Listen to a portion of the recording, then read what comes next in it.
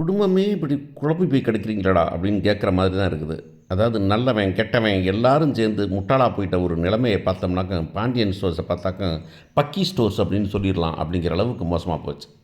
பாண்டியன் தான் பக்கினாக்க, ஒட்டுமொத்த குடும்பமும் வந்துட்டு பக்கித்தனமா பேசுறது வந்துட்டு கண்கொண்டு பார்க்க முடியல அப்படிங்கிறது தான் விஷயம். என்னன்னா ஊரே போகுது, அப்புறம் அங்கே அடிச்சிட்டு போக வேண்டியதானே, மீனாவையும் சேர்த்து அடிச்சிட்டு போக வேண்டியதானே, அடிச்சிட்டு போகிறதெல்லாம் ரொம்ப கொடுமை. சரவணன் வந்துட்டு நம்ம மீட் பண்ணுறான், 2 பேரும் வந்து டீ குடிக்கிறாங்க. அவனும் சரவணனும் செந்திலும். செந்தில் உடனே வந்து என்ன மாமா அப்படி பண்ணிட்டாரே அப்படிங்கிறான். டேய் அவர் இப்படி பண்ணுவார் நினைக்கவே இல்லைடா, இவ்வளவு கேவலமாக பண்ணுவார், நம்ம குடும்பத்தையே குத்துவார், அப்பா முதுகில் குத்துவார் நான் நினைக்கவே இல்லைடா அப்படிங்கிறான் அவன். உடனே இவன் சொல்கிறான், என்னென்ன என்ன சும்மா விட்டுறதா, நம்ம போய் அவங்கள விட்டு விளாசி விடலாமா அப்படிங்கிறான். உடனே வந்துட்டு சொல்கிறேன், டேய் அதெல்லாம் வேண்டாடா, அப்பா பேசிட்டார், அப்பா பேசிட்டாருன்னா சரியாக போச்சா உங்களுக்கு, அப்பா என்னைய கூட கேவலப்படுவார். டேய் அப்பாவை கேவலப்படுத்தலும் முதல் ஆள் நீ தானடா, நீ வேண்டாம் நீங்கள் கேவலப்படுத்துவீங்க. அதில் சொல்கிறான் அவன், நான் கேவலப்படுத்தினா ஒன்றும் பிரச்சனை இல்லை, என்னை அப்பா கோவப்பட்டார்னா பிரச்சனை இல்லை, நானும் அவர் சொன்ன பேச்சை கேட்க மாட்டேன்னா, இருந்தாலும் வந்துட்டு மாமன் சொல்கிறதுங்கும்போது அப்போ அவன் மாமனை எவ்வளோ தூரம் தள்ளி வச்சுருக்காங்கன்னு பாருங்களேன். நீங்கள் இவங்கள எப்படி காமிப்பாங்கன்னா வந்துக்கிட்டு அவங்கெல்லாம் ஒரே செட்டு ஒரே ஜோடி அப்படிங்கிற மாதிரி எல்லாம் சேர்ந்து மொட்டை மாடில் உட்காந்து கும்மாளம் போட்டு உட்காந்துருப்பாங்க. அவன் வந்துக்கிட்டு தூக்கி வளர்த்துருப்பான், இருந்தாலும் எப்படி இருந்தாலும் எடுத்து வளர்த்துருப்பான். எப்படி பார்த்தாலும் அவர் மேலே ஒரு மரியாதை இருக்கணும். ஒட்டுமொத்தமாக அவர் மேலே இருக்கிற நம்பிக்கை அதெல்லாம் பார்த்தோன்னா, இந்த பாண்டியன் ஸ்டோர் குடும்பத்தில் இருக்கிறவன் அப்பன்லேருந்து ஆரம்பித்து கடைசி பைய வரைக்கும் எல்லாத்துக்கும் மனசில் அழுக்கும் கந்தான் இருக்குது. அதுதான் அழுக்கு இருக்குதுனாக்க கூட இருக்கிறவங்களுக்கு, அது கூட வந்து சேர்ந்த பொம்பளை பிள்ளைகளுக்கும் அழுக்காக இருக்குதுங்கிறது ரொம்ப கொடுமையான சமாச்சாரம். உடனே போகலாங்கிறான், முடியாதுங்கிறான் அவன்.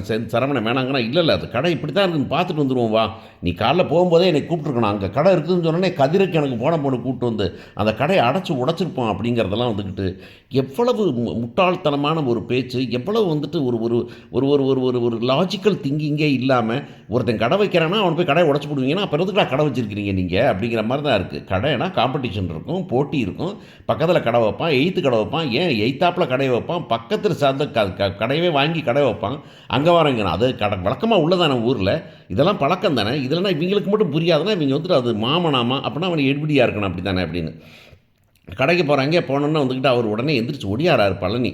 ஐயோ வராண்டா மாப்பிள்ள அப்படின்ட்டு வாராரு. வந்தா நீங்களாம் மனுஷனாயா அப்படின்னு சட்டையை கொத்து பிடிச்சிடான்.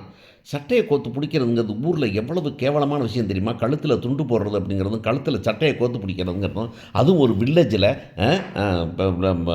அந்த ஊரில் வந்து தோலை பிடிச்சி சட்டையை பிடிச்சோன்னே, என்னையா நீங்களாம் மனுஷனா நீயே அப்படின்னு சொன்னான். உடனே வந்துட்டு சித்தப்பா வராரு, அவர் சக்திவேல் வராரு, அவன் குமார் வரான். பேசாமல் இருப்பா அப்படின்னா, நீங்கள் நாங்கள் பேசியிருக்கோம், நீ என்ன பேசுகிறேன், இவ்வளவு துரோகம் பண்ணுறீங்கயா, எங்கள் அப்பனை வந்துட்டு கூட இதுக்கு தான் இருந்தியா நீ அப்படின்னு சொல்லி சட்டைக்கு பலார்னு ஒரு அறையை விட்டார் பாருங்கள் சக்தி. சந்தோஷமாக இருந்துச்சு எனக்கு ஆக்சுவலாக சொல்லப்போனால்.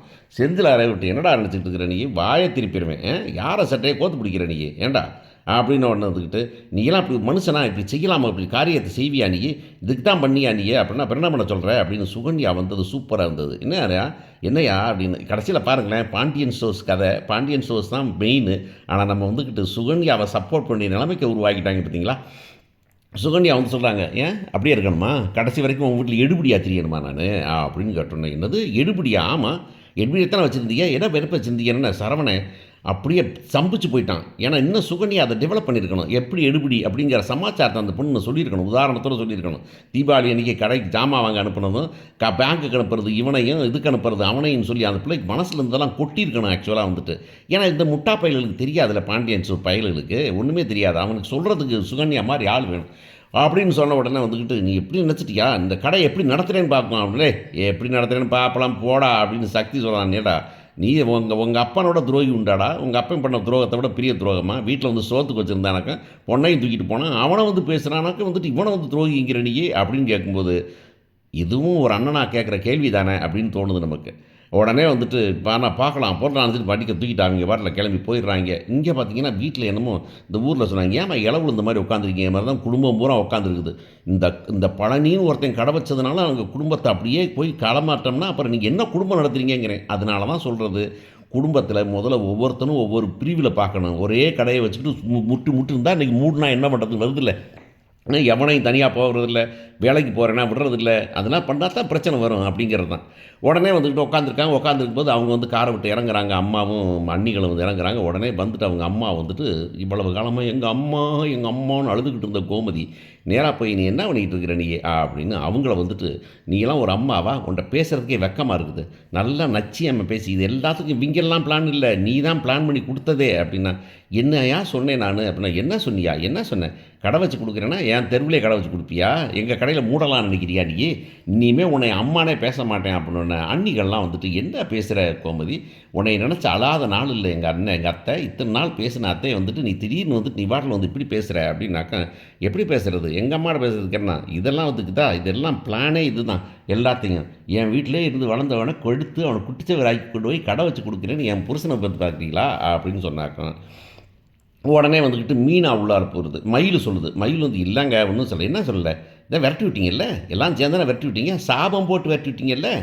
சாபம் போட்டு விரட்டிட்டு இப்போ வந்து என்னமோ கடை வச்சுட்டாங்க கத்தம் போட்டுக்கிட்டீங்க நீங்கள் சாபம் போட்ட வீட்டில் வந்து வீட்டு இருக்கணுமா நாங்கள் அவங்க இருக்க வேணாம் இவ்வளோ நாள் உங்க கூட இருந்தான்ல என்ன வச்சு வளர்த்தீங்க அப்படின்னு உடனே இல்லை அவர் நல்லா தான் என்ன நல்லா வச்சுருந்தீங்க எடுபடியாக தான் வச்சுருந்தீங்க நீங்கள் அப்படிலாம் எடுபடியில்லைன்னா அப்புறம் என்ன வச்சுருந்தீங்க நீங்கள் அப்படின்னு அன்னிக்கை கேட்குறது செமத்தியான கேள்வி இதெல்லாம் காரணம் என்னன்னாக்கா வாயை மூடிக்கிட்டு இருந்தால் அவங்க வாட்டில் கம்முன்னு இருந்திருப்பாங்க மரியாதையை அதான் சொன்னேன் வாயை தேவையில்லாமல் திறந்து வாயை மாட்டிக்கிறது தான் இவங்களோட வேலையை அப்படிங்கிற மாதிரி உடனே வந்துட்டு மீனா வந்து பேசுகிறது மீனா வந்துட்டு என்ன பண்ணிட்டீங்க நீங்கள் என்ன என்ன இப்போ என்ன பேசுகிற நீ என்ன மருமகளை வச்சு பேச விடுறியா நீ என்ன அது நல்லா பிள்ளையை வளர்க்க தெரியல உங்களுக்கு அப்படிங்கிற மாதிரி சொன்ன உடனே என்ன அது எல்லாம் பிள்ளை வளர்க்குறத பற்றி நீங்கள் பேசுகிறீங்களா நீங்கள் ஒரு பிள்ளையை வெத்து வளர்த்துருக்கீங்கல்ல அவனை ஊர் பொறுக்கி மாதிரி வளர்த்து வச்சுருக்கீங்களா குமார்னு ஒருத்தனை நீங்கள் வந்து பிள்ளை பிறக்கிறத பற்றி நீங்கள் பேசுகிறீங்களா நீங்கள் அப்படின்னு ஒன்று அவங்க அப்செட் ஆகிட்டாங்க அப்செட் ஆன என்ன பேசுகிற கோமதி என்ன மருமகள் விட்டு பேச விட்றியா அப்படின்னாக்கா உடனே நீங்களும் தானே பிள்ளையை சேர்த்து வளர்த்தீங்க நீங்கள் அப்படின்னு பேசும்போது